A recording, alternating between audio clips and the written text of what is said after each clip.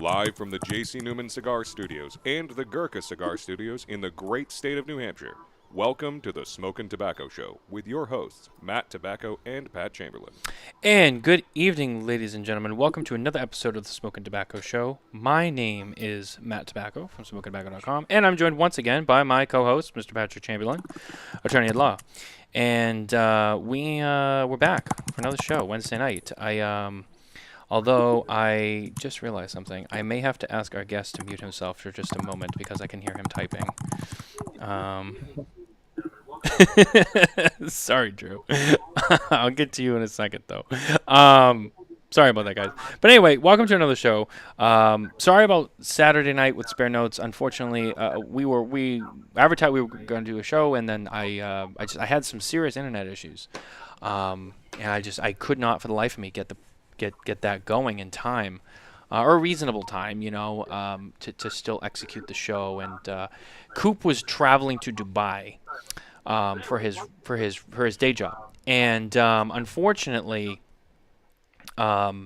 he was traveling at like 3 a.m. So he was like, and I had asked him, you want to do the show? And he was like, yeah, I'm gonna all-nighter it, and I'm staying up. And I'm like, all right. So when it got to a certain point, he had said, hey, like I have to make it. And I was like, you know what? I'm not any closer to figuring this out, and I don't want to do the show without you. So I also don't want to hold you up because you're flying halfway across the world. So no, I had to pull the plug on that show. I apologized. Sometimes these things happen, and it's tricky, but you have to make a decision sometimes, and sometimes it's a little sucky. But I couldn't ask Coop to be on the show till like 12:30 at night and then go to the airport. That was just he hadn't even packed yet, I don't think. So which I it's funny because I'm like, I pack like 2 days in advance, and Coop like waits until he leaves the house to go to the airport, which is mind-blowing. But hey, everybody has their method. So I love Coop. I don't want to pick on him. He's over in Dubai smoking in a hotel room. He's living the life. But anyway, we're here, and we have a great guest with us tonight. Someone who it's an honor to have him on the show. I think I've interviewed him so many times, just not on this show. So it's going to be exciting. And Pat, I know that you guys have a lot of like interests, so I'm sure you'll have a lot of things to ask him as well. But anyway, we'll bring him on here. It's our very good friend, Mr. Drew Newman of J.C. Newman Cigar Company. Drew, how are you? Doing fine, man. How are you? Sorry for the typing. No, it's okay. I didn't think of it until after, and I was like, oh, wait a minute. I can hear him typing still. I thought it was backstage. Yeah, no, I realized, and then I remembered that the interview, it could Pat, because normally Pat's in the studio with me, so I would just mute you myself, but he's remote today, so I would have muted both of you guys. So unfortunately. So, but anyway, it's all good. Don't worry about it. It's not a big deal. Welcome to the show. I'm glad to have you here. J.C. Newman, who, is with us every week, but now Thank you. there's So more glad. Newman today on the show. This is great. So thank you for being here. I really quickly, I just remembered I have to turn on my ventilation so I can light up my cigar. Or if not, I'm going to fill the house with smoke, and I don't want to do that. So bear with me. Sorry about that. But no, it's great. A very special week to have you on the show.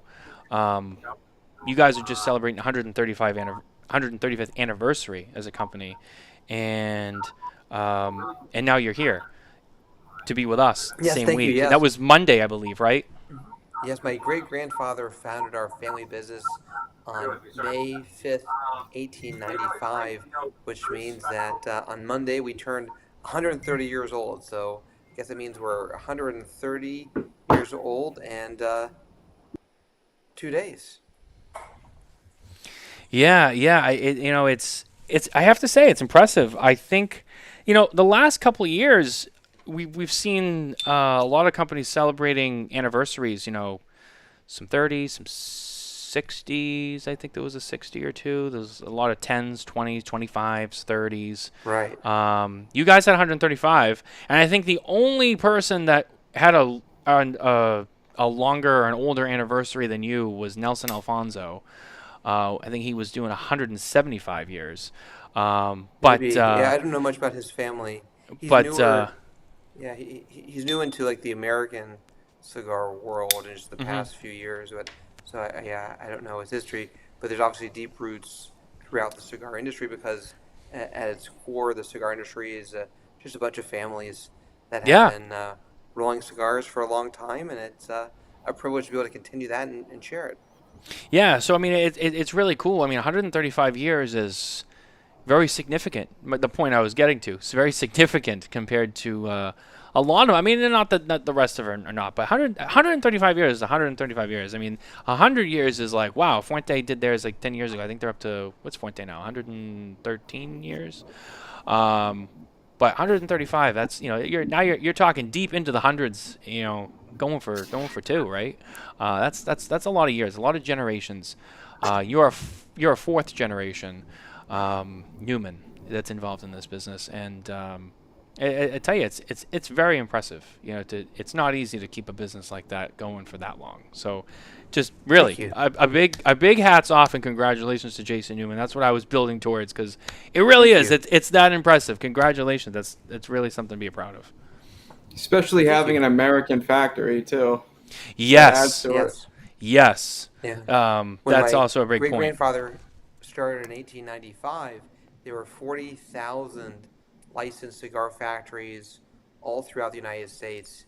Every city, every town had its own bakeries, its own breweries, its own print shops, its own cigar factories, including, thinking, Pat, of Twins and 724 and Kurt's old brand, historic brand made up there.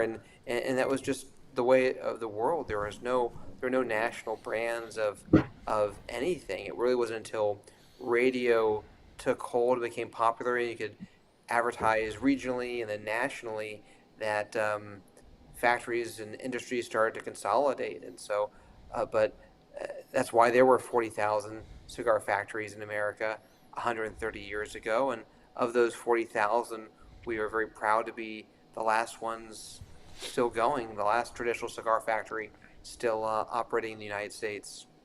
Yeah, we had one up here too. Well, I think we had multiple up here, but we had Mm-hmm. one that's kind of near and dear to us here in New Hampshire, 724 R.G. Sullivan's 724 cigars, Yeah. which is now K.A. Kendall's 724 cigars. So the heritage there is really something to be. I like the history.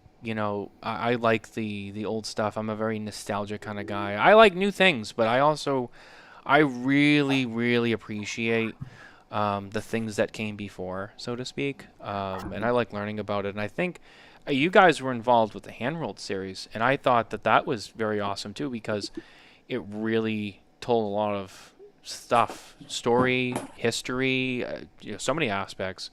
Um, Not just, and you guys had your own episode, but there's others, and then there was the original kind of the long form documentary. I thought it was great just because it tells so many stories, and you guys being a beacon in America of that cigar history, I think is so important, especially today, with Thank everything you. that the industry has grown into now. Thank you. One of the things I want to say before we get too deep into the show is we've got a couple of things I got to talk about. Our first one being our friends at twoguyscigars.com. I know you know them pretty well. That's right, the number 2, guyscigars.com. Head over there today for an amazing selection of cigars and accessories. Maybe some new stuff, maybe some old stuff. Try some of both. Don't be that guy. Always try something new. You might find something you like better. That's what I always say. But Drew, I know you're not smoking with us, but you are a cigar In maker, so I'm sure spirit. you in spirit you are, and I know you smoke enough, so let it slide. But Pat, I know you're with me. I'm gonna lead us off. I am smoking perhaps my favorite blend-wise of the J.C. Newman cigar collection, and that is the Julius Caesar, the Diamond Crown. Julius Caesar, which is arguably one of my favorites that you guys sell, but Thank you. specifically in the new Troublemaker size, which just came Mm. out. Which, Drew, correct me if I'm wrong. This was thought of. This I know I don't know if he was Yes, solely responsible, but was it Rich Dolak who came up with the idea? Yeah. Or is your project? It's my project, yeah. I thought I heard about Rich being involved. I wasn't sure, and I know Rich. And I was Sure. going to say, I love the I guy. can tell you the story if you like. Yeah. So, Tell me. Rich Dolak has been with our family for 29 years next month. And he's our vice president of operations, but he actually wears two hats. He's the vice president of operations for J.C. Newman and the vice president of operations for Arturo Fuente, because our two families have been working closely together for the past almost 40 years. Mm-hmm. And Rich's office is just down the hall from mine, and I've sat in front of his desk while he sat there, and for really decades, just learning, listening, asking questions, because that's how you learn the cigar business, is having it passed down to you from older generations. And hanging above Rich's head is a vintage cigar poster, and I've been staring at the poster for forever. It seems like sometimes if Rich gets distracted by a phone call or a text or something, or someone else walks in, I'll just stare at the poster. And the poster has the most unusual cigar shape. It's not a perfecto. It's certainly not a straight cigar. It is a cigar that is gently sort of tapered at both ends, but a very soft taper that almost runs the length of the cigar. Trying to get to very focus. Unusual. And about 3 years ago, I said, Rich, what do you think? Why don't we make a cigar like the one that's in the poster above your head? Because it's just a great shape. And he said, it's a great idea. Let's do it. Why not? It's just a piece of history. It's recreating an old cigar shape. But that's easier said than done, because in order to roll cigars these days, you almost always need molds that press the filler and the binder together in the bunch before you take it out and hand roll the wrapper onto it. And it's easy to create a mold for a cigar that's a cylinder, a straight shape, and there are molds for traditional shaped cigars like perfectos or torpedoes or pyramids, but this is a very unusual shape. And so how do you get a mold? It took us about 3 years to actually get molds and be able to roll the cigar into production. And the way it was really done is that Rich got a couple of wooden dowels and just whittled away at it on both ends, staring up at the poster over his head until he had recreated in wooden form the shape of the cigar. And then when we gave it to our mold maker, and they had to create a custom mold design for this, and it just took a while, and it was kind of a pain in the ass to make, which is why we called it the Troublemaker, because it was a lot of trouble creating the cigar. But it's a unique shape. It really showcases the wonderful flavors, and Diamond Crown Julius Caesar is just an exquisite cigar. And so we've been sharing it, and it's a fun shape, and I'm so glad that you're enjoying it. Yeah, the one thing I noticed about it is, and I've smoked a lot of Julius Caesar. A lot of the Toros, I think, is probably the size I smoked the most of. I mean, I've been through boxes of them. And this one in particular, I noticed because of the tapering and the shape, and it starts off with such a thinner, like ring gauge, so to speak, and it gets gradual.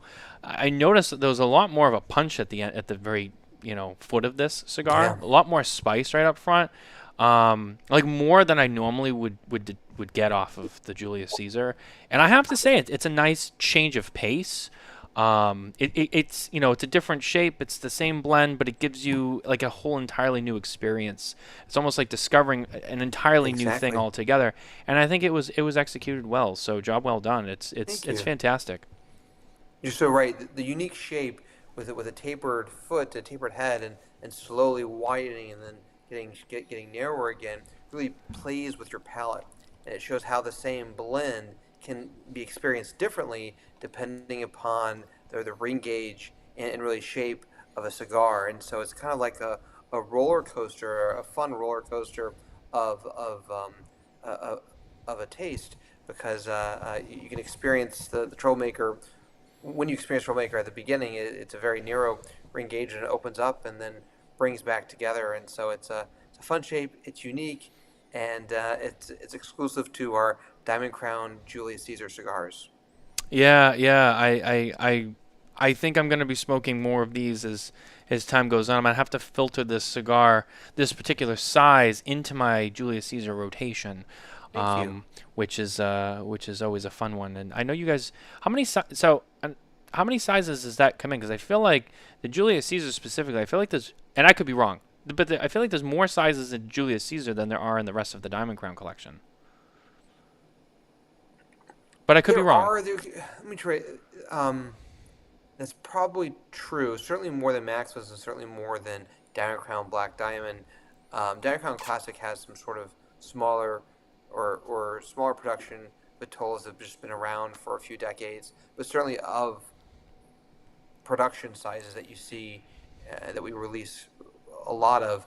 Diamond Crown Julius Caesar has the broadest, from our short 1895 series Perfectos to our large 6-inch by 60 Hail Caesar Vitola. There's a full range of sizes in our Julius Caesar line, and that's and I agree. Diamond Crown Julius Caesar is one of my favorites as well. And what I love about Julius Caesar too is just the consistency in the blend. It always amuses me a little when people get very excited for new limited special releases. I mean, we make them too. Everyone does, and in one sense, it's exciting, but it's also really easy. It's very easy to find some tobacco that's unique and different and roll 10,000, 15, even 20,000 cigars, and you roll them, you box them, you sell them, and then you're done. That's easy. What is hard as a cigar maker is being able to maintain the consistency and taste of a cigar year after year, decade after decade, in this instance like Julius Caesar. And so it may not be exciting, the fact that Diamond Crown Julius Caesar has the same amazing taste that it had 10 years ago, 15 years ago, and it's going to taste the same 5-10 years from now as it does now. But like that's the skill of a cigar maker, is being able to maintain the quality and the consistency of a cigar like Julius Caesar year in and year out, and in large quantities. Yeah, I'll tell you, that's so true. And we say that, not all the time, but from time to time, that kind of that classic sentiment of, the consistency is, it's not easy, especially when you consider, this is a man-made product. It's made by hand. The leaves come from the ground. So every year you have a crop yield, and every year a crop is not the same. There's a lot of variables that go into growing tobacco. As we've told this story so many times, but it's true. I mean, you could have a year with a great yield where there was a lot of rain and whatever, and then the next year maybe it was a little more dry, and and the tobacco's gonna be what it's gonna be, and it's on you guys as cigar makers to figure out where the variables are, and adjust it to make sure that when the consumers receive it and they cut it and they light it, it tastes the same as any other cigar that they've had, even if it's slightly tweaked for that particular group, just so that way you get the same flavor, you get the same burn, and it's identical, and you would never know. And I think that's the real mastery of cigar making. As you kind of were saying before, I a lot of respect for the manufacturers. Thank because that's it. You're right. That is the harder thing to do. Anyone can buy a crop, roll 1,000 cigars, and be like, well, they're done. So I'm done with that. But making that same cigar for 30 years is not easy. But Pat, what are you smoking with us tonight? So I'm smoking the American Robusto, Oh. which is my favorite Thank cigar. you, Pat.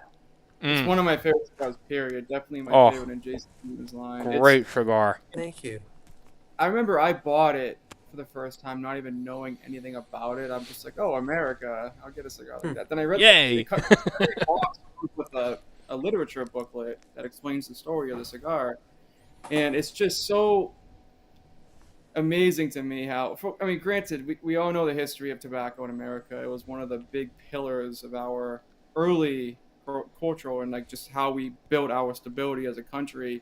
And the fact that nowadays it's frowned upon, essentially. I mean, it was referred to as green gold back in the day, and I'm happy to see that we have an American Puro, right? It's the only American pure on the market, all American tobacco, even like the boxes, American wood, the main American, everything about it's American. Yeah, It's the something like staples and everything, right, Drew? Everything's American made. Exactly. Yeah. It's all American, and we're very proud of that, and fought hard to deliver a 100% all American cigar from leaf to smoke.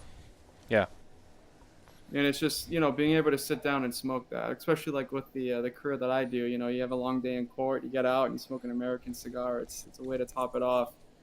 And it's just it's and just JC Newman in general. Like I'll hop on the Julius Caesar conversation. It's JC Newman has very good cigars. They're consistent, and the thing it's I mean, we talked about this, I believe, a couple weeks ago, Matt, about just brands that do limited releases, and everyone kind of gets caught up on that. But you have to have a good core line, and JC Newman delivers that. I mean, they have a large portfolio. They're all cigars you can get all the time. They're rarely ever back order. I don't think I at Twins, I don't recall there being any back order on any of the core line JC Newmans. There's some seasonals, like the Americans are seasonal, the Yaguas are seasonal. There's certain seasonal releases you guys have, but I mean, you can if you smoke the Diamond Crown Connecticut and you love it, you can come back 2 years later, get that same cigar. It's going to be the same experience. It's going to be accessible. And it's just like that's one of the hardest things to do. Now, granted, replicating that throughout each crop yield in the year is a task in itself, but it really speaks to the quality and attention of the company when you can just find that cigar time and time again, and it delivers exactly what you remember it. Thank you. Yeah, I mean, I'll add to that too. Is it's this is a conversation that it's not even just specifically to you. I mean, there's a lot of manufacturers, right? And I think it kind of applies to most manufacturers. There's a lot of people out there, a lot of companies, rather, I should say, that they make a lot of cigars. They make a lot of different cigars. They make a lot of core line products. There's a lot of special edition products. There's a lot of limited stuff. Sometimes the more special projects, I think, get more of the spotlight and people focus on it because they're so special. And I think that's kind of the idea. They should. But it's funny because I've had conversations with people who don't necessarily realize how important. And I bring this up because as a cigar manufacturer, I know that you could definitely add to this with your own voice, Drew. Not a lot of people realize just how important the core line really is. It's funny. People always, I'll use Fuente for an example because it's really close to what we're doing, and even with yourselves, people assume, well, Opus X is what kind of, that's where they make their money. And I tell people, no, no, they make their money on 858, Hemingway, Short stories. Short story. Do you know how many short stories, Drew? Do you know how many? It's hard to find a better cigar in terms of quality and consistency than Arturo Fuente 858, or just really the cigar that led to every other perfecto on the market, the Arturo Fuente Hemingway short story.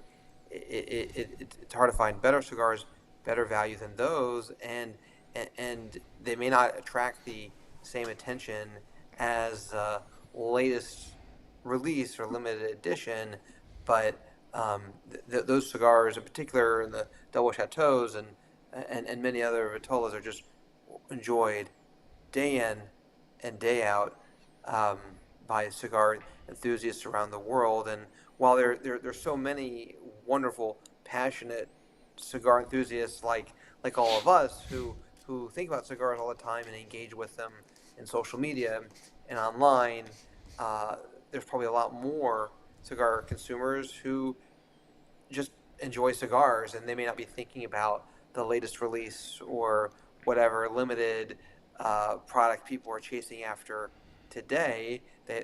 They like their classics and their staples, the cigar they can pick up literally anywhere and know it's going to be outstanding.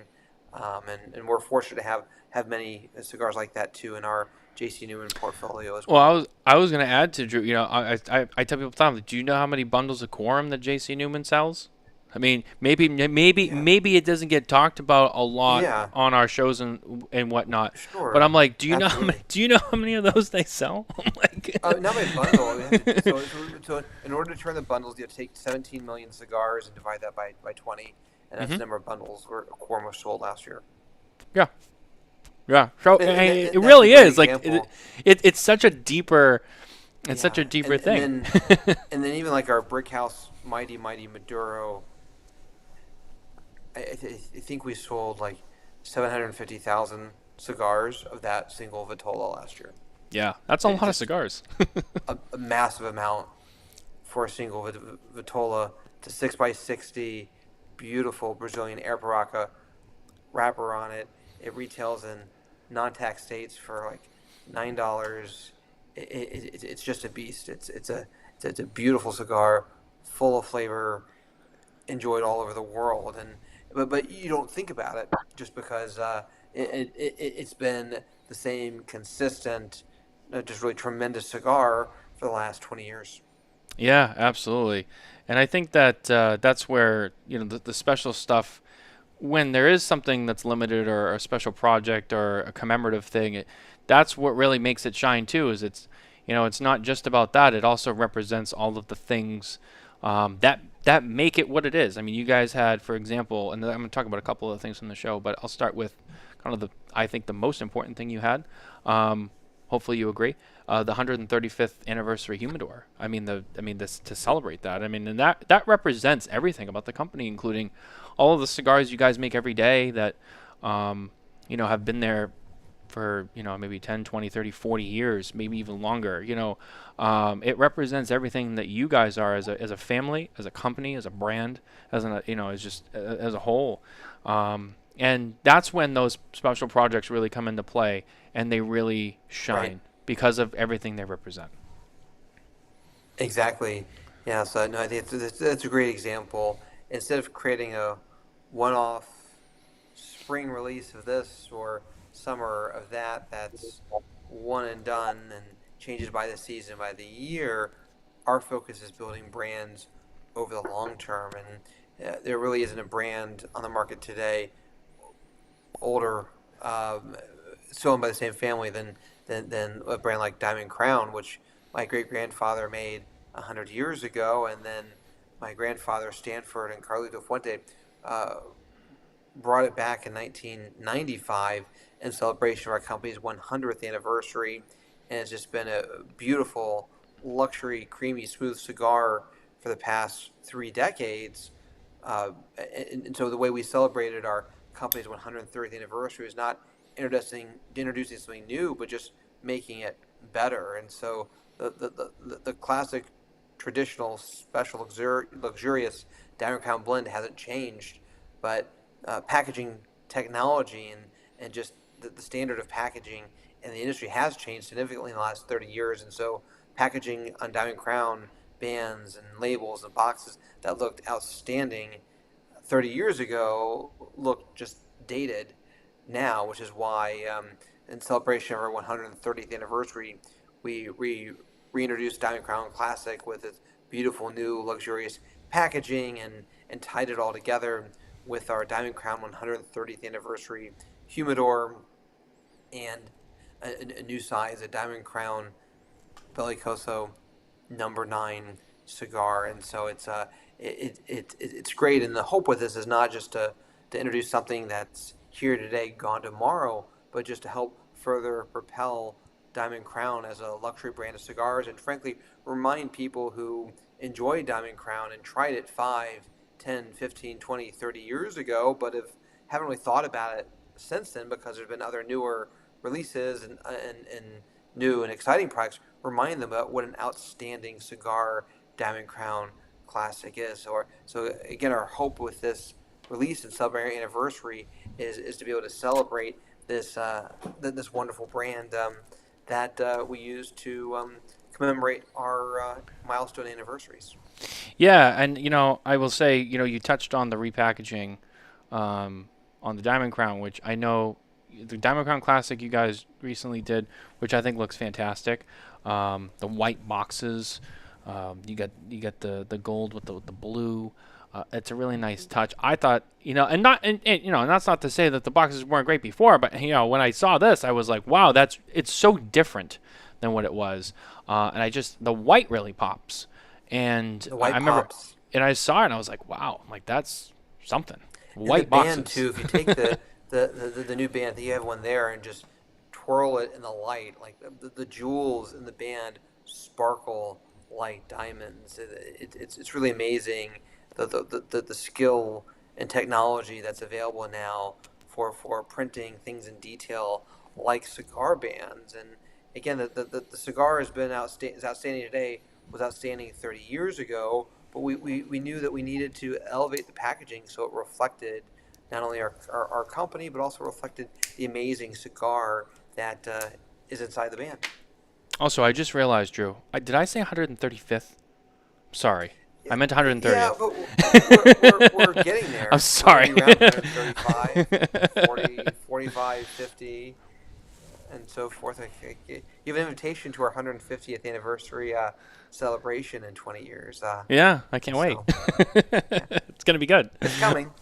Yeah, it'll get there.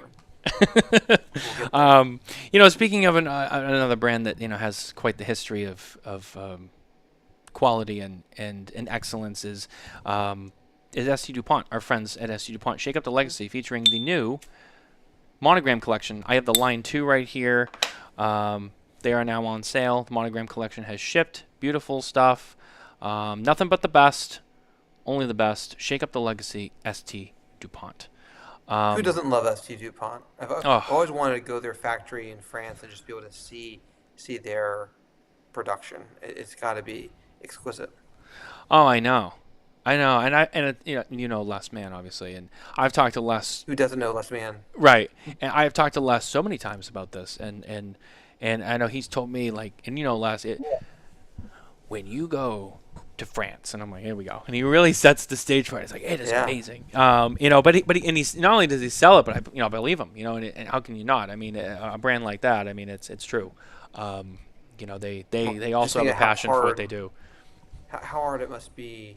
I know how hard it is to roll cigars. How hard it must be to handcraft these beautiful lighters in Europe, and it's a real skill and a real commitment. By the way, I just saw a comment come in, and I wanted to bring this up because it kind of brought me back a little bit, and I was like, oh yeah, I remember this cigar. Will Diamond Crown Cameroon ever make a comeback? Yeah, we have some. The challenge is that Cameroon leaf is difficult to come by now, and it's like the Cameroon that we the size that we've used most with that is our Diamond Crown number 10 size. It's a long, I think it's like maybe 6 3/4 inch, and so where I'm going with this is that the Cameroon as a whole tobacco has been struggling for a while in a couple of different ways, and one of it is just the size of the leaves that's growing. They're not growing as long as they used to, and so it's harder to get longer tobacco that is of wrapper quality for long cigars like the number 10. The Cameroon seeds, it's very interesting. It's a very thin wrapper because it's a derivative of the Sumatra seed that's been grown in Asia for forever, and so it's a very thin, delicate leaf. But it's a leaf that's very close to my family's heart because my grandfather was the first person to bring Cameroon wrapper tobacco into the United States in the early 1960s. I'm sure you and all of your viewers know that before 1962, and President Kennedy signed the Cuban embargo, the vast majority of cigars rolled and enjoyed in the United States were rolled with Cuban tobacco. Mm-hmm. At that time, more cigars were made in Tampa in the United States, far more than in Cuba. Cuba grew much of the tobacco, and the cigars were rolled here.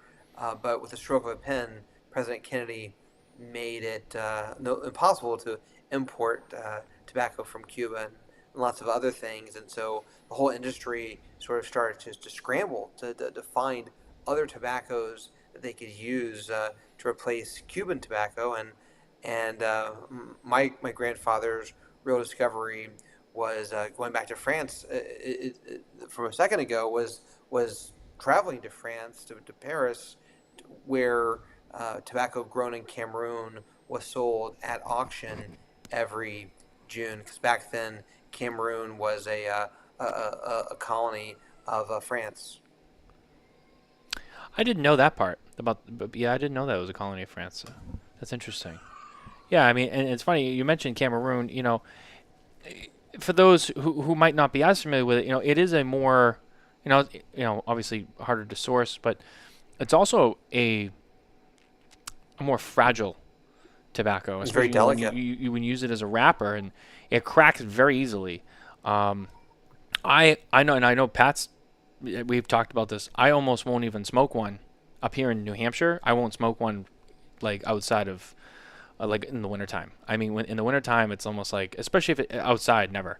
I mean, because I've smoked them and they blow and they crack. It's a very thin wrapper. Delicious tobacco. I mean, Yeah. great tobacco, Very unique but it is taste, for sure. very delicate to use. And I know that, obviously on a longer, trying to find enough in a longer size, making it work. It's A lot hard. of challenges there, yeah. But that's also what makes it fun and fulfilling. And so I will never say never. Just we're not focused on Cameroon right now, just because of the conditions of the tobacco. Now, another thing I wanted to get to, before I saw that question, I wanted to ask, it was a great question. Going back to some of the other things we saw at the show. And I got to bring this up because for me personally, for a lot of reasons, I was extra excited about. And, you guys have been doing stuff with Tampa Smokers. You got the Tampa Smokers release. And you also had, on the same baseball topic, you had the home run humidor Right. on display as well. So to see you guys, and I know you've done stuff with other sports, but the baseball stuff for me personally, I mean, I come from a family who's involved with Major League Baseball in certain ways. I remember. For those who know. So to see that, I mean, my house has a lot of baseball stuff in it. Oh, my parents' house, I should say. Of course. And when I saw that, I'm like, the first thing in my mind was like, I need to have this in the family's baseball collection because, I mean, how could I not? Are you, and maybe you've said this publicly and I just missed it, but I mean, are you a big baseball fan, or is this more just kind of about the heritage of the Tampa Smokers within the Tampa community, which I know you guys are also just so tied in with? Yes and yes. So cigars and baseball have gone hand in hand together for 100 years. Uh, if we went back in time a century ago and went to a baseball game, what were people doing in the outfield? They had their programs and their scorecards, and they were smoking cigars. And so cigars have always been a part of the baseball experience. In fact, we have records of my great grandfather in our company, J.C. Newman, sponsoring the Cleveland Indians almost 100 years ago. And so Wow. it's cigars and baseball have gone hand in hand. And even more recently here in Tampa, when the Tampa Bay Rays were founded in 1998, we had a cigar lounge, the Cuesta Rey Cigar Bar in Tropicana Field, where the Rays played for many years until that space went away. And so baseball has been near and dear to my family's heart. My little kid plays t-ball. We love baseball, and it's hard to think of more traditional American pastimes than baseball and cigars. And of course, Tampa is Cigar City, so it was only natural that our first professional baseball team 100 years ago was called the Tampa Smokers. Now it's hard to fathom that any professional team would be called the Smokers, and their jersey would have a cigar that's lit and smoking I know, right? on the front. but it was only fitting for Tampa because everything was connected to cigars in Tampa 100 years ago. And so people know the history here about the Tampa Smokers, and it produced a bunch of famous baseball players and at least one Hall of Famer. So it's got a great history and a great legacy. And by creating a brand rolled here in the cigar city of Tampa to honor the Tampa Smokers' legacy, it just gives us the opportunity to celebrate the history of our first professional baseball team and the connection that baseball and cigars have had for more than 100 years. And so Yeah, not only do we have Tampa Smokers cigars, but also the Home Run Humidor. It's just been a great project, and we're very excited to share them. yeah. The home run. I was gonna say the home run humidor was cool too. I mean, now I know you did the NBA All Star humidor. Was that Yeah, was that last year? 2 years ago? it was 2 years ago. Two years ago, Right. the NBA called us out of the blue, and I was shocked. I got a message saying some folks from the NBA called, and I was like, this has got to be like the National Business Association or something trying to sell me on something. But I called them back, and lo and behold, it was the NBA, and they have a project where they take old wood floor from courts and they do fun things with them. And they were thinking, well, this is wood. Why can't we make some cigar humidors with it?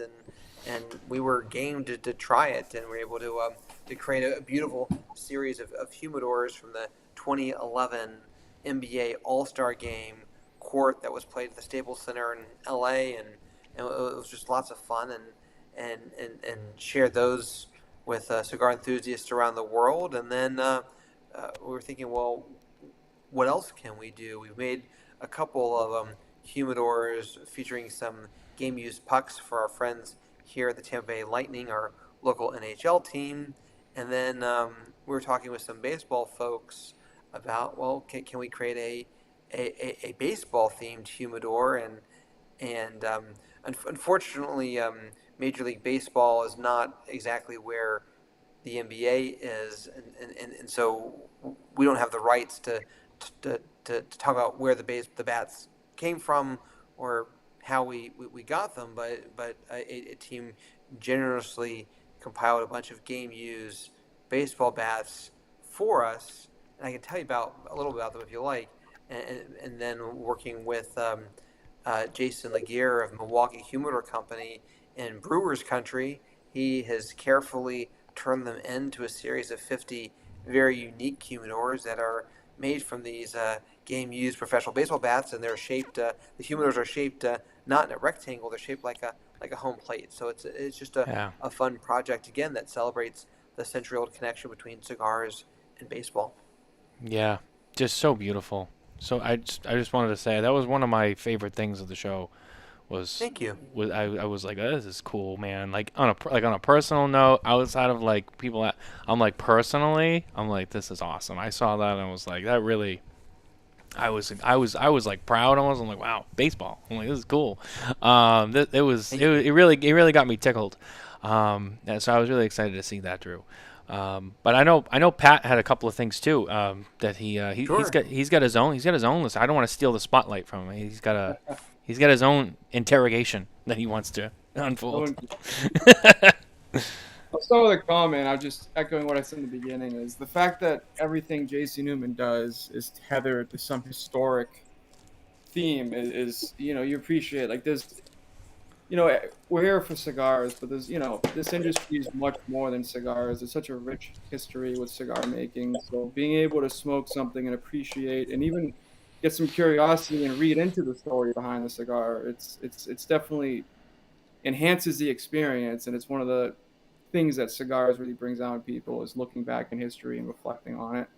Um, and as to Thank you. some projects that JC Newman's working on now, I wanted to have you speak to the Make Your Own Cigar program that you guys started this past year.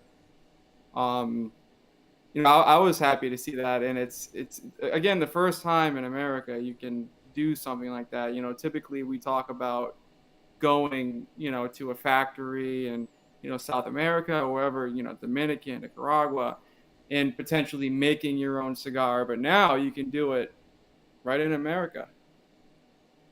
Absolutely. Thank you so much, Pat. So you're so right.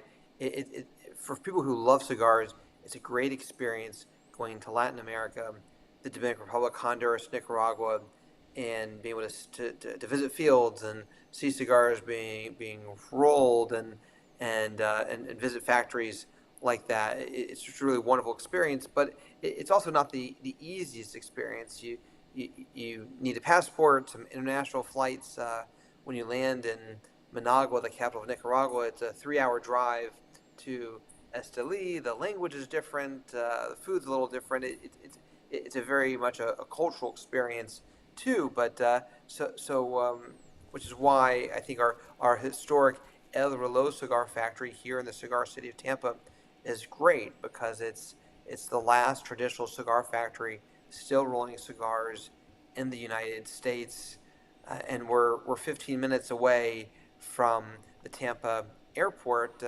That's connected by pretty much Southwest and lots of other airlines to every place in the country, it feels like. And so here in the historic Cigar City, we can show you how cigars have been rolled by hand for more than 100 years, and it's just much more accessible for many folks than the bigger trip of traveling to Latin America.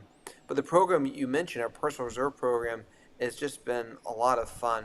We haven't really talked about it too much because we're still, it just started in November, and we just started to release the first cigars from it about a month ago. And so we're just quietly making sure everything is smooth and there are no issues. And then my hope is we loudly celebrate and share it this fall when we have all the details ironed out and some experience underneath our belts. But the idea is that we as cigar makers get the privilege of blending cigars all the time. It's a lot of fun and interesting and creative, being able to take different types of tobacco and combine them together in different ways to create unique and interesting cigars. And fundamentally, that's what we do when we want to create a new cigar blend, is that we test different combinations of tobacco and play around with it, and it's just a fun, enjoyable experience. It's how new cigars are born, and we wanted to find a way to offer that to really passionate cigar enthusiasts here in Tampa. So what we've done is we've taken 24 different types of tobacco, brought it to Tampa from, I think it's like 9 countries around the world, all different types of tobacco, and we've created a program that allows cigar enthusiasts to blend their own cigars. And the way it works is you're essentially buying one of our rollers' time for a day. Our rollers roll between 80 and 100 cigars every day, and with this program, they're going to spend a full day rolling cigars just for you. And the program either starts with a visit to El Reloj, our factory in Tampa, or virtually, where we talk about the 24 types of tobacco that we have and how they can be combined, and talk with you about what type of cigars you enjoy and what you're looking for in a flavor profile and strength and tobacco choices. And we worked together to develop a blend that is just for you. And with these 24 types of tobacco, there's millions and millions of different combinations and unique blends. And once we have a blend that you like, we'll roll it. We'll roll 80 cigars, and then we'll age it for as long as you want. A minimum of really 3 months, but 6 months, 9 months, 12 months or longer, we'll gladly hold them. And then when you're ready, we'll pack those 80 cigars in 4 leather cedar-lined cigar cabinets, each containing 20 cigars with personalized bands, and send them to you. And then we add your blend to our master blend book.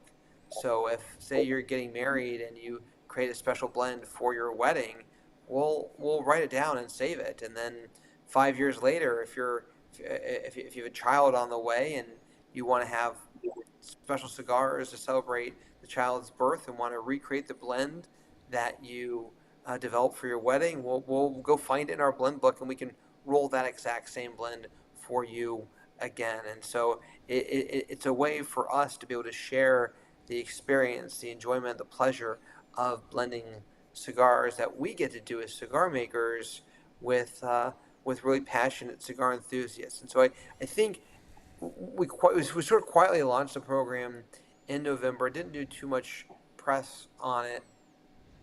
I think we've had maybe 20 people go through the program so far. And what I mean by that is actually have 20 people develop their own blends and have their cigars rolled.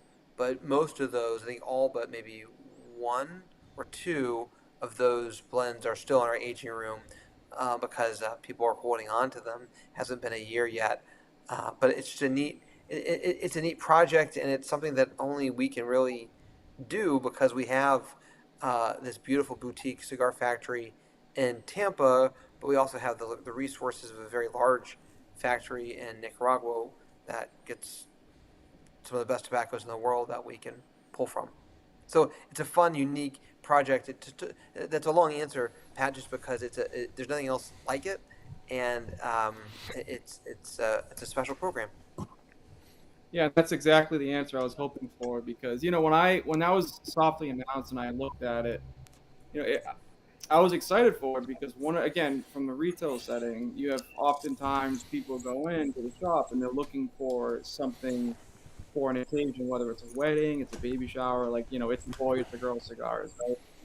Very common people come to look at that stuff. And having a program for the cigar enthusiasts to incorporate making a cigar for the occasion as part of the experience of that occasion, I think is very valuable and it's memorable as well. And we go back to the conversation we had about, JC Newman maintaining consistency throughout the years with their blends, being able to essentially bottle that and someone can entrust JC Newman to keep a blend in the book. So if they want to revisit that memory and that experience down the road, again, they know they're going to get that exact same cigar to commemorate that event.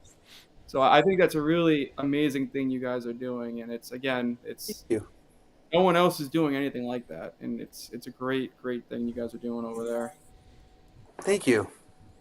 But what makes us different, what makes JC different from the rest of the cigar industry, is that we're the oldest continuous family cigar company that's around, and we've been rolling cigars the same way for 130 years, and so there's a real sense of authenticity in our company's history, the cigars that we make and share our factory here in Tampa, and you literally feel it when you walk through our doors of our historic El Reloj cigar factory here, and so it's just a real privilege to be able to continue the legacy and share it with you and all your viewers too. I have a Absolutely. kind of a fun fact question I'm curious about. Sure. How many people are visiting America that visit that factory? So, so again, our company was founded in 1895, and for our first 125 years, we just made cigars. That's what we do, and we still do that, and the process hasn't changed. But in celebration of our company's 125th anniversary 5 years ago, we thought that we should restore our factory, make it accessible to the public, and really open it to the public so people can come in and see and learn about and experience the American cigar tradition. And so we were inspired by all the wineries and breweries and distilleries that are around the world that are destinations for tours and tastings and events, and thought, well, why can't we create something like that for cigars here in Cigar City? So that's what we did. We restored El Reloj and built a new cigar museum and opened to the public, but we really had no expectations for what happened next. Would people come? Like, what would they enjoy themselves? Like, what would that be like? And just the response has been tremendous. We went from having 0 visitors for 125 years to having 20,000 visitors just last year to see our cigar museum or take a guided factory tour or to enroll in a cigar rolling class or tobacco tasting class or to attend a private event. and it's just really been wonderful. And I am sure we get more cigar related tourists than every other factory combined, but it's also because we have built our operations to welcome people from all over the world just for that. And so it's a privilege for us to be able to share the story of cigars with so many people.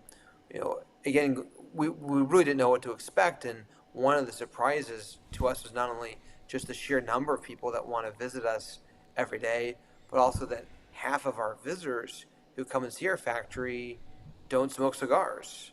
Of course, we get a wonderful group of real cigar enthusiasts who take a trip to Cigar City to see us, but the other half of our visitors have never picked up a cigar in their life, but they come because they're interested in history. They're interested in manufacturing. They want to see how Tampa was formed. And so even if they leave our factory never smoking a cigar, hopefully they will leave our factory understanding that cigars are a handcrafted, natural, artisanal product, and it's something special. They don't. It's not something smelly that old people smoke in a grandfather's basement. It's a real tradition and craft, and so by saying that and by doing that, I feel like we get to be ambassadors for the cigar industry and share this wonderful tradition with people around the world, whether they enjoy cigars or not. Yeah, and I love that. No, you can go, Matt. No, go ahead, Pat. No, go ahead. I was just gonna comment saying, like, I think educating people that don't smoke regularly or don't smoke at all, I think is really important, and it's something that, we've echoed on the show, Matt, that I wish we saw more of that in the industry. So the fact that, Drew's frontlining that charge is good. I wish more people were doing that. I it can agree.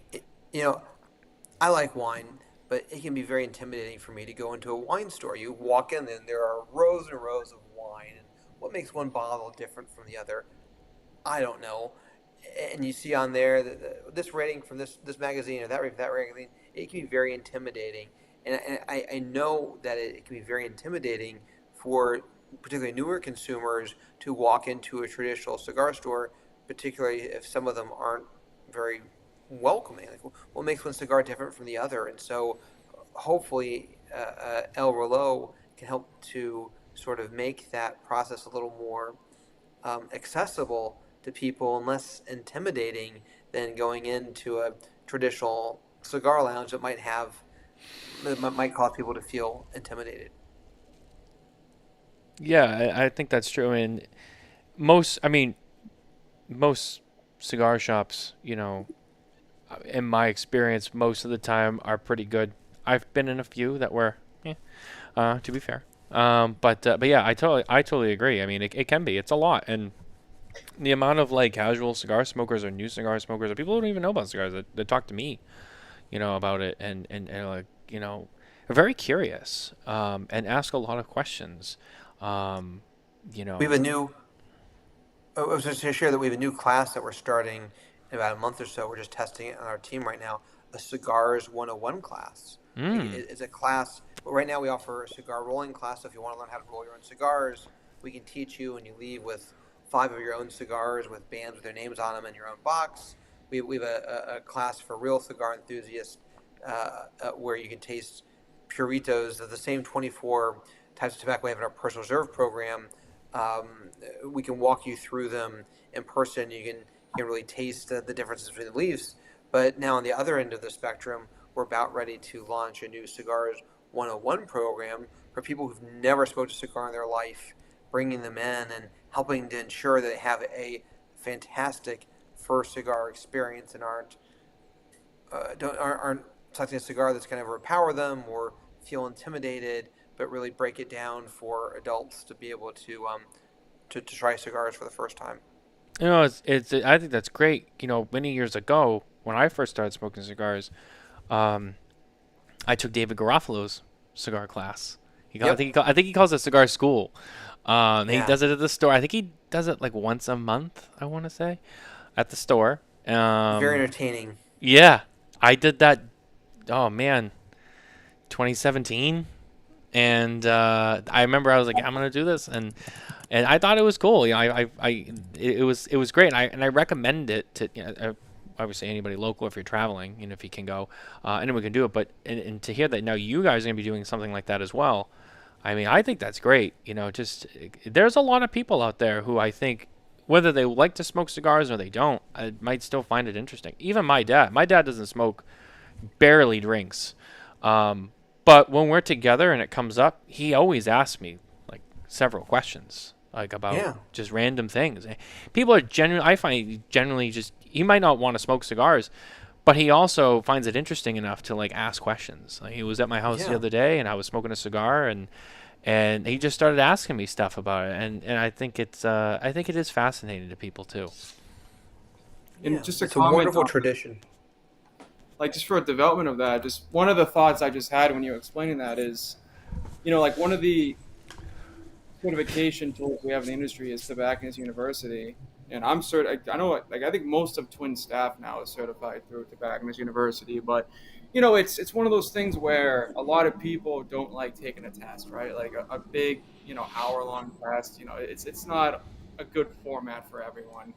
And I'm wondering if Drew, at some point, maybe that can develop to a remote thing where retail partners might be able to benefit from what you guys are doing over there. Because, I mean, that would be huge. Again, that's something that I haven't seen yet in the industry. It's Tobacconist University, and I know some people struggle with the literature and then trying to apply that to a test setting. So something like that would be extremely valuable.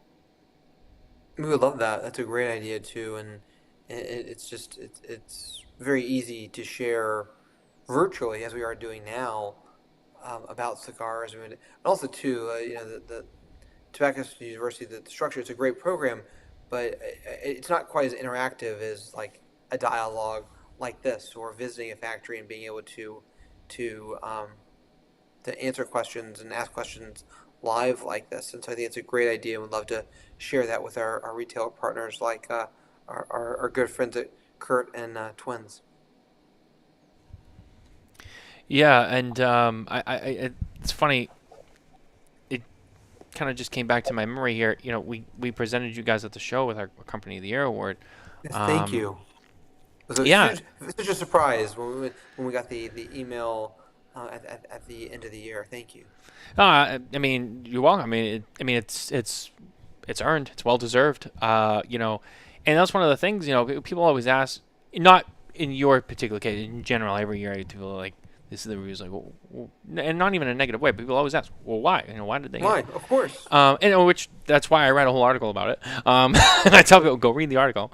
But seriously, you know, it's you know, it's not just because you know you make great cigars and you guys are great people and you know we like you and it's because of so many other things too. You know, the things you guys do in the community, the things you guys do. You know, obviously charitable wise with CFCF, which you know we've had a history with too. You know, but you know the things you guys do in your community for Tampa and with some of the special projects you do. You do special projects, but you do special projects with really significant meaning. And some of them we've talked about already. You know, another one, and I'll just throw it on the table. You know, what you've done with Leroy Neiman's foundation. The last few years with you know Tampa and schools with the arts programs, it's all that stuff that you know that kind of plays and you know these programs that you're offering now, you know, just at the factory and being able to share the heritage and knowledge, all that stuff kind of comes together, and it's like look at all the different things that you know that you guys do as a company. You know, and so multi-generational, you guys continue down, you know, the tree now with you know, just being so involved in the many different things that the company does to continue to keep it going. And it's just, you know, I just, you know, looking at it, you guys have been on the board for a couple of years, and last year I said, you know, JC's they just continued to do it. And I thought, you know, you guys were great. And so, but I say that, you know, but again, this is why. I mean, these are a lot of these things. You know, these are all contributing reasons to why you guys have that award, because you guys do all these really cool, somewhat unique and different things that really make you guys as a company stand out. Well, thank you. Just authentic to us. It's an authentic story. We don't have to make up history because we have it and we live Yeah. it. But it was a great honor to receive your Company of the Year award, particularly this year because it is our anniversary year. And so thank you very much for thinking of us and really seeing what we're doing and recognizing it.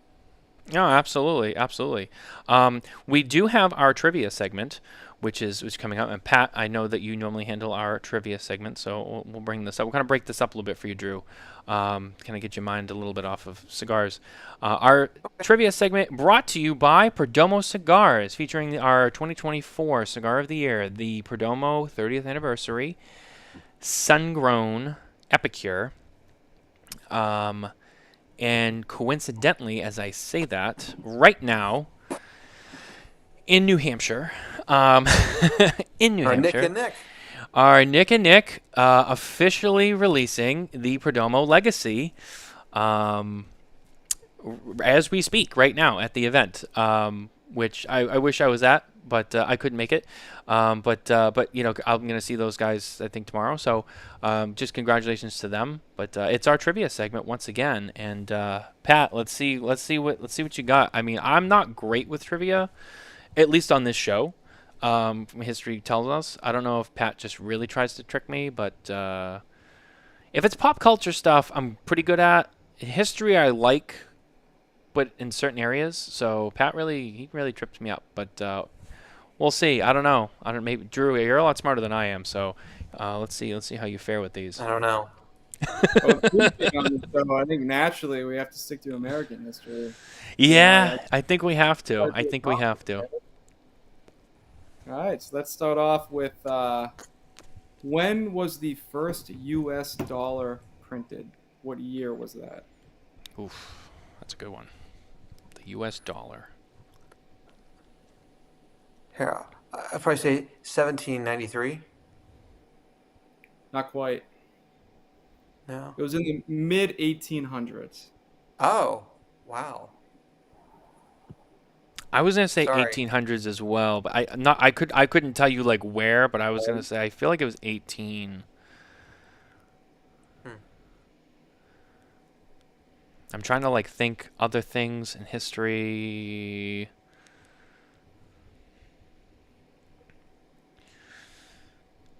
$1855.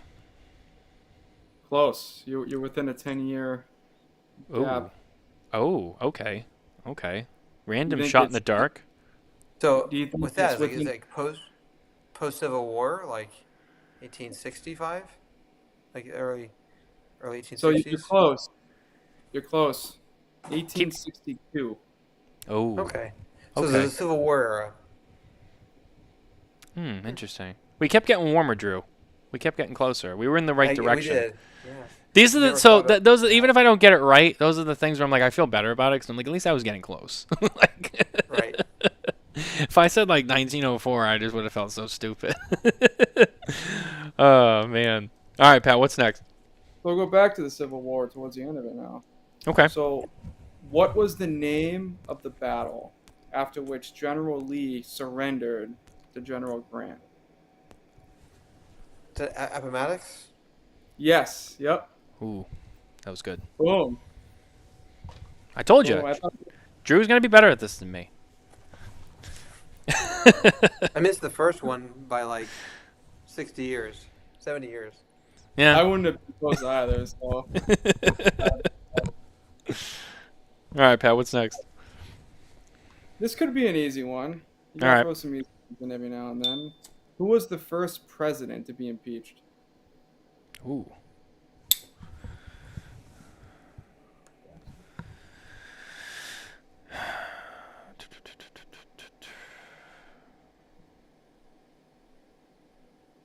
I have a few ideas. Jackson. Andrew Johnson. Johnson. Ooh. Johnson. Okay. Okay. Right. Throw Interesting. another one. What country gifted the United States with the Statue of Liberty? Oh, France. France. Boom. That was good. You got one more? Give us one more. Yeah, we can do this one too. What is the name of the theater where President Lincoln was assassinated by John Wilkes Booth? I feel like I knew Ford's. Ford's. Yep. Yeah. See, told you he was gonna be good at this. Right. All right. Point. Well, that was our trivia segment brought to you by Perdomo Cigars, and in our news segment brought to you by Micallef Cigars, featuring the new color series, black, blue, red, and now purple. With, I know the green was teased at PCA for I want to say next year. For news this week, kind of an interesting one that came across the desk. Davidoff has announced the closure of its flagship stores in Houston and New York. The Davidoff of Geneva since 1911 stores in River Oaks, Houston, and Brookfield Place in New York City will close in September this year. This is the third major store closing announcement this year after their announcement of the closure of Casa Fuente in Las Vegas also this fall. In a press release, Davidoff said that the company has made the strategic decision to not renew the select leases to focus on the company's growth strategy and optimizing its global retail presence on key flagship locations and digital and personalized shopping experiences. These two were also corporate-owned stores. With their closure, there only remain two others, both in New York City. The stores in Brooklyn, Las Vegas, and Hollywood, Florida are all franchises. So if you live in New York or if you frequent there, those two stores are now no longer going to be available after, I want to say, was it September of this year? Yeah, September of this year. So two more stores closing up shop. But anyway, that is our news this week from Micallef Cigars. And getting back to the show, getting towards the end of the show. Pat, did you have anything else you wanted to ask Drew about before we started to wrap up? Just a side question based on the news. How many Diamond Crown lounges are there currently? I was actually going to ask that question. That's a good one. Like 40, 42. I always walk by Kurt's office at Twins, and he has the Diamond Crown door mounted. Neat. Still. We love Kurt. Who doesn't love Kurt? He's the man. You can talk about history. I mean, that's the guy right there. I mean, he literally goes out and finds it. You know, he's a collector. We love it. Talk about heritage. Yeah, I mean, Drew. First of all, I want to say thank you for coming on the show. My pleasure. I know you don't do a lot of podcast interviews, so I appreciate the time. I know you're a busy guy. You're a dad to young children like myself. So I know personal time sometimes is thin, but I appreciate you being here. And also, congratulations on just everything that you guys have been doing and accomplishing, and I wish you the best and everything you're going to continue to do. So, just keep being JC Newman. You guys will keep doing great things. That's our goal. Our only goal is to roll cigars 130 years from now the same way that we roll them today, which is the same way we rolled them 130 years ago. That's it. Yeah. If we do that, we'll be successful. I think so too. Guys, that's our show for this week. Thank you all for being here with us live, and for those, obviously, many more of you who listen and watch later, thank you. And don't forget to like and subscribe everywhere you find your podcast, as well as on our YouTube channel and on Rumble. And as always, head to smokintabacco.com for more news, reviews, and updates from the cigar industry, including our 2025 PCA trade show coverage brought to you by Drew Estate. And with that,